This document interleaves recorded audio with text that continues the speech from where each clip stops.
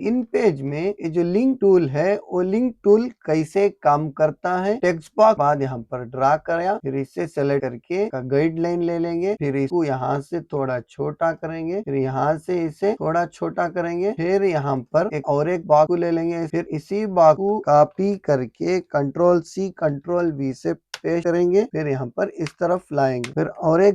और एक मर्तबा Ctrl+C से पेस्ट करेंगे, फिर इंटर मारेंगे, को यहाँ पर में लाएंगे, आरो की से इस तरफ लाएंगे। अभी इसे लिंक करना है। अब यहाँ पर इस टेक्स्ट बॉक्स को इस टेक्स्ट बॉक्स से लिंक करना है, फिर यहाँ से इस बॉक्स को लिंक करना है, फिर नंबर बॉक्स को नंबर बॉक्स से लिंक करना है। फिर यहाँ पर लिंक टूल को जाएंगे, जाने के बाद इस तरह से लिंक आ जाएंगे। पहले यहाँ पर इस पेज को इस पेज से लिंक कर लिए, यहाँ पर क्लिक करेंगे, फिर यहाँ पर इस तरह से लेंगे, फिर यहाँ पर इस पेज से इस पेज को लिंक करेंगे, फिर यहाँ पर इस बॉक्स से इस बॉक्स को लिंक करेंगे, फिर यहाँ पर इस बॉक्स से इस बॉक्स को लिंक करेंगे। तो फिर यहाँ पर